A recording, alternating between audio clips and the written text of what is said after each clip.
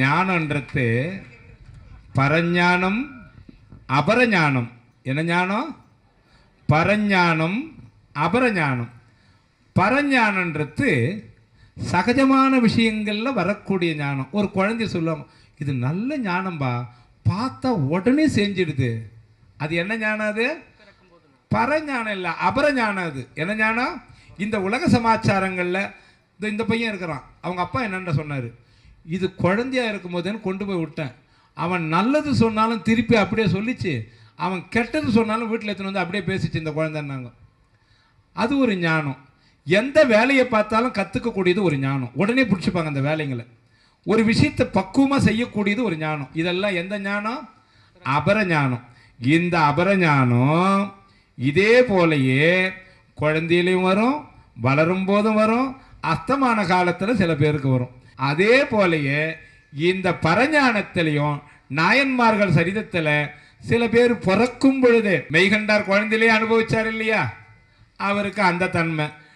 சரி, வாழற காலத்தில் வர்றதுக்கு சுந்தரருக்கு கல்யாணம் பண்ணும் போதே தடுத்தாள் கொண்டு பண்ணாங்க.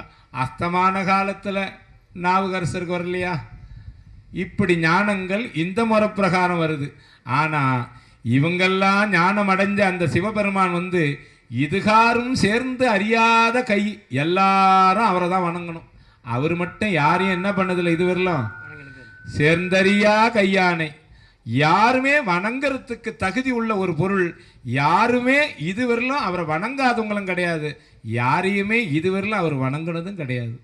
அந்த சிவம் முடிவில்லாதது, முதலானது, ஓய்வில்லாதது, ஒழிவில்லாதது, ஓமானத்தில் இறந்தது, ஆதி அந்தமில்லாதது, அற்புதமான ஜோதி சொரூபமானது, சார்ந்ததையெல்லாம் தன் மயமாக்கக்கூடியது, காந்தத்தை சார்ந்த இந்த இரும்பெல்லாம் கூட அது காந்தகமாக மாற்றி ஒரு 10 பேர் இழுக்க வச்சுக்குதுன்னா பார்த்துங்க. அப்போ காந்தகத்தை எதெல்லாம் சார்ந்தா அதெல்லாம் என்ன தான்? காந்தகம்தான். இதனுடைய தன்மை பிறப்பு இறப்பு இல்லாதது. அதுங்கிட்ட மட்டும்தான் ஆனந்தம் இருக்குது, வேற எங்கேயும் கிடையாது. மற்ற இடத்துல எங்கே போனாலும் தற்காலிகமாக பார்க்கலாம், அந்த நேரத்துக்கு பலன் கிடைச்சதேன்னு தெளிச்சிக்கலாம், தண்ணி அது கும்பிடலாம். ஆனால் சிவன் கோயிலில் மட்டும்தான் ஒரு ஈர்ப்பு இருக்கும். விட்டுட்டு வந்தாலும் மறுபடியும் அங்கே போகணுன்ற தோணும். அது அடியார்களுக்கு உண்டான தன்மை தானே, உங்களுக்கு தான் நல்லா தெரியுமே. நல்லா இருங்க, சிவத்தை வணங்கி பிறப்பு இறப்பை தீர்ப்போம் நாமளும். ஞானவால் எழுந்தும் மைய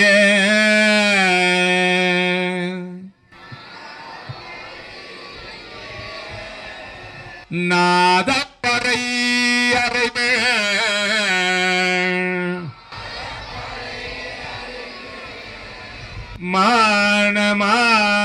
மானமாயேருமைய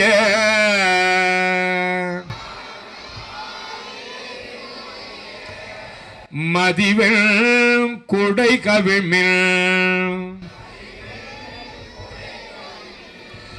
ஆன திருநீற்று கவசம் ஆன திருநீற்று கவசம் அடைய புகுமின்கள்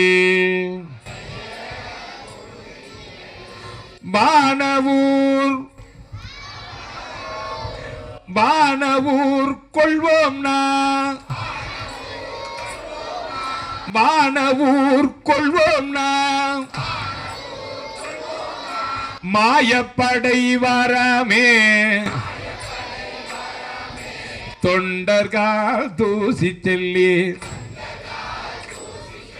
தொண்டர்கள் தூசி செல்லி, பக்தர்கள் சூழ போகி ஒன் திரள் யோகிகளே பேரணி உந்தீர்கள், தின்திரள் சித்தர்களே கடைக்கூழை செல்மின்கள், அண்டர் நாடு ஆள்வோம் நாம், அண்டர் நாடு ஆள்வோம் நாம், அல்லல் படை வராமே அண்டர் நாடு ஆள்வோம் நான், அண்டர் நாடு ஆள்வோம் நான், அண்டர் நாடு ஆள்வோம் நான், அல்லல் படை வாராமே, தென்னாடுடைய சிவனே போற்றி. பக்தியே